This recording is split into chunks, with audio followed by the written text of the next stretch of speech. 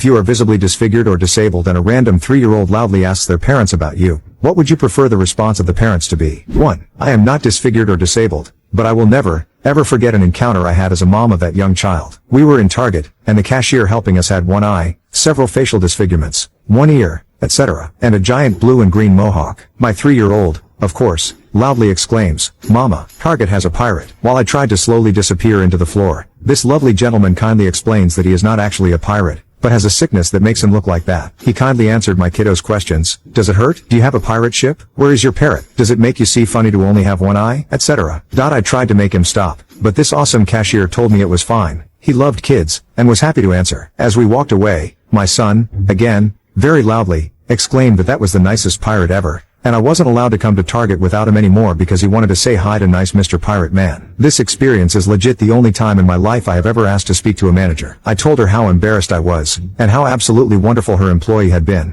and how I sincerely apologized if he felt weird, awkward, or put on the spot. We said hi to nice Mr. Pirate Man multiple times in the following years, until he passed from complications from his illness. I hope nice Mr. Pirate Man felt as good about these encounters as we did. He was truly a lovely individual, and taught my kiddo very quickly that looking scary didn't mean that you were a bad person. 2. To start, I am an amputee. I lost my left arm in a motorcycle accident. This happens to me all the time at work. I work in the technology department for a school district and I go to all of our schools fixing teachers' computers. I can think of one incident that stuck with me. It wasn't really a parent, but a teacher teaching the kids a nice way to respond. So I walked into a first grade classroom full of kids, and as soon as I walked in, several students gasped and said he has no arm. The teacher quietly took me aside and asked if I minded participating in a lesson on manners. I agreed since she told them I had been in an accident and lost my left arm in the accident, and if anyone had any questions to ask them now. Of course several kids put their hands up and one asked how long had I been that way. Another asked how I tie my shoes. I told them that there are many ways to do the everyday things we all have to do. I had to figure out how to do things with one hand, and many are a little different than how they do things, but most are still doable. I then sat down and untied my shoe and showed them how I can tie my shoe with one hand. They all had a priceless look on their faces of amazement. Then came a ton of questions about how I do so many things. Typing was another one that they were amazed about. After they got all their questions answered, the teacher thanked me and so did the whole class, and I fixed her smartboard and she followed me to the door and thanked me again for my participation. Little kids don't usually see handicapped people as disabled. They just see us as a person who has a different configuration from them, and they are just curious. I always entertain the questions from everyone. I never take offense. Thanks. 3. My husband and I were riding on a train when a little boy asked his mother why I had a cane that clearly could not support my weight. The mother hushed her child and scolded him for saying such things out loud. I squatted down to the young's level and said, "I'm blind. This cane enables me to get around without stumbling into objects and falling off curbs." That made him laugh, as I made a gesture with my hands that depicted me stumbling off a curb. I then allowed the child to examine my cane. He swung it about and then asked about the ceramic tip I had on the end. I instructed him to close his eyes and tap the cane on the hard floor. He did. I asked him what he heard. I told him that the tip creates a sound that helps me determine what is around me, which is very useful when trying to find an open bathroom stall at a public restroom. He experimented some more and said, "Cool." He then gave my cane back. His mother thanked me for being so kind. I told her that it was important for people to know various aspects of disabilities because it creates an appreciation for something they have never experienced. My grandson has a blind student in his class. Because he has been around me and knows what blind people do to get around, he often offers the little girl help and accompanies her to classes. He said that most of the other kids avoid her, but he really likes spending time with her and playing on the playground together. The little girl told him that she wants to marry him someday. I think that I would prefer parents to encourage their children to ask the disabled person themselves about their curiosities. If done with respect, the response should be a positive one. On the other hand, there are many unhappy souls out there that may snap back, creating a wall to the child's inquiry. In that case, the parent may have to explain that some people are unhappy and respond in negative ways, but the child should not feel ashamed, only compassion for the unhappy person. 4. Whilst supporting a non-verbal autistic man in the supermarket, he had picked up some sweets and I nodded that it was okay to buy them, so he squealed with joy. Little girl said, "Mummy, look, that man is squealing very loud." Mum said, "Yep,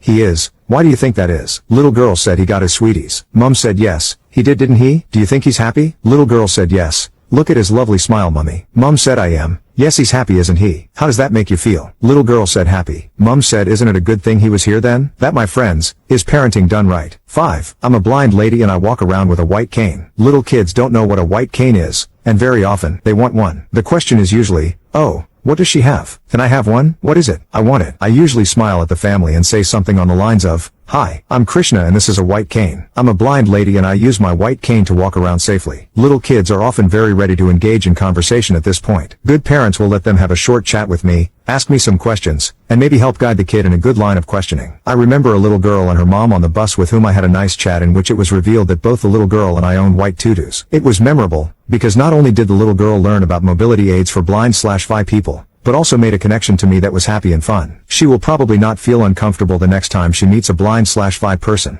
and maybe will remember that fairy princess ballerina blind lady who laughed with her on the crosstown bus. However, not every encounter with little kids works out this way. Lots of parents gasp in terror and swat their kids away from me without answering their questions at all. One mom I overheard actually told her kids, "Be quiet, she can't see us." I overheard another mom say, "Leave her alone, it's very sad." The one who is my worst memory is a dad who said, "She must not be a Christian, or she would be healed by Christ." These kids will probably never ask their parents about white canes or blind people ever again. They will feel shame, fear, and discomfort, and will miss out on the company and friendship of very nice blind people. Always help your little one have a happy and age-appropriate interaction when they meet a disabled person. One of the most sweet, gentle, child-friendly people I know, and a mom of 2 teenagers, is a woman with burn scars over much of her body. Any 3-year-old would be lucky to have a little chat with her, and maybe a dance to some tunes from the iPhone. She looks different, and she is different, mostly because she is so very wonderful. Don't rob your children of the opportunity to make positive associations with disabled people. So many of us have a lot of love in our hearts.